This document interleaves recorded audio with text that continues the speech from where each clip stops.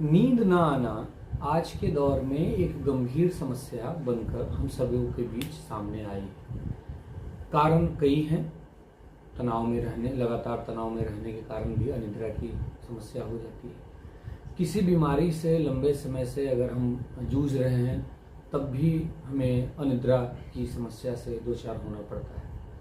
कई बार काम का दबाव अत्यधिक होने के कारण भी हम अपनी नींद पूरी नहीं कर पाते हैं।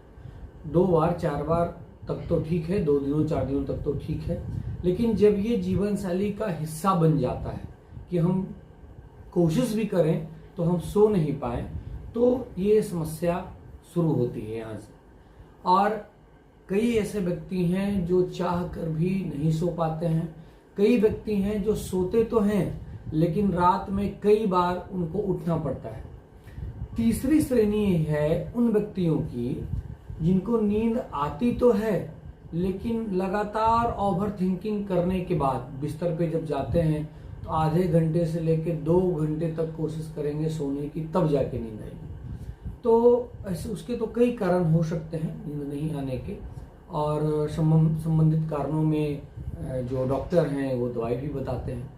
मैं आज एक बढ़िया संयोजन बताऊंगा, उस दवाई का नाम बताऊंगा जिसकी लत नहीं लगती है, जिसका कोई साइड इफेक्ट नहीं है और लंबे समय में या निकट भविष्य में इसका कोई नुकसान हमारे मस्तिष्क की कोशिकाओं पे या शरीर के अन्य हिस्सों पे नहीं होता। नींद आती क्यों नहीं है, पहले इस पर हम लोग थोड़ा सा विचार कर लें। तो जैसा कि हमने पहले भी बताया कि अगर हम लगातार तनाव में हैं किसी भी विषय को लेकर, तनाव का मतलब ये नहीं होता है कि पैसे की कमी ही हो या जो बेसिक नीड्स है हमारा रोटी कपड़ा मकान उसकी कमी हो, उसके कारण ही हमको तनाव हो।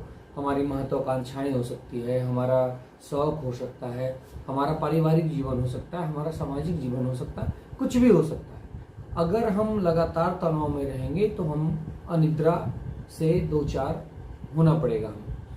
दूसरा ओल्ड एज फैक्टर भी है नींद नहीं आने के पीछे। जो बुजुर्ग हैं वो ठीक से सो नहीं पाते हैं, वो अकेलेपन के कारण उनके साथ ये समस्याएं आती है। घर बुजुर्ग हो गए, बच्चे समय नहीं दे पाते हैं, तो अकेलेपन के कारण धीरे धीरे उनकी नींद जो है कम आने लगती है। तीसरा कारण ओवर थिंकिंग होता है। कई लोगों से जब हम मिले हैं, बात किए हैं कि आपको नींद नहीं आ रही है, तो क्या ऐसा होता है कि जब आप बिस्तर पे सोने जाते हैं तो ना चाहते भी कुछ ना कुछ सोचते रहते हैं? तो पता चलता है कि हाँ डॉक्टर साहब, ऐसी चीज़ें आती हैं कि हम चाहते नहीं है सोचना, लेकिन मेरे दिमाग में कुछ ना कुछ चीज़ें चलती रहती हैं। तो ये कुछ कारण हैं। अब अगर इसकी दवाई पर हम लोग बात करें तो नींद नहीं आने के पीछे में जो सबसे अच्छी दवाई है नींद नहीं आने की, वो अगर डाइल्यूशन की बात करें तो 2 दवाइयाँ हैं। एक है इग्निशिया 200 और दूसरी दवाई है रेस्क्यू रेमेडी। तो आमतौर पे लोग इग्निशिया 200 का उपयोग करते हैं अनिद्रा की समस्या के लिए। मेरा अपना अनुभव है रेस्क्यू रेमेडी भी बहुत अच्छा काम करती है।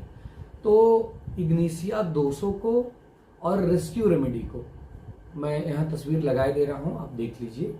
इग्निशिया 200 और रेस्क्यू रेमेडी दोनों को मिला के कंपोजिशन बना लेना है और दोनों से दोपहर में 3 बूंद लेना है और शाम में 3 बूंद लेना है या रात में कहीं भोजन के बाद। इसके साथ में आपको लेना है एक डाइल्यूशन, ये मदर टिंचर कॉम्बिनेशन, एक कॉफिया और पैसिफ्लोरा, कॉफिया क्यू और पैसिफ्लोरा क्यू।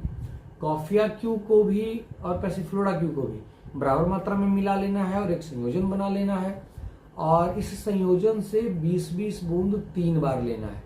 आप देखेंगे पहले दिन दूसरे दिन तो मैं नहीं कहूँ, लेकिन तीसरे दिन से या दूसरे दिन तीसरे दिन से ही, पहले दिन की अगर आप बात छोड़ दें, नींद की जो गुणवत्ता है, जो साउंड स्लीपनेस है, उसमें सुधार होगा और आप बेहतर नींद ले सकेंगे। आप जब सुबह उठेंगे तो तरोताजा महसूस करेंगे।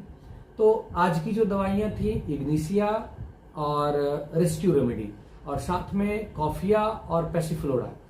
उम्मीद करता हूँ यह वीडियो आपके लिए उपयोगी होगा। अगर लगता है कि यह वीडियो आपके लिए उपयोगी है तो अपने परिवारजनों और मित्रों के साथ अपने वीडियो को लाइक करें, शेयर करें या सब्सक्राइब करें।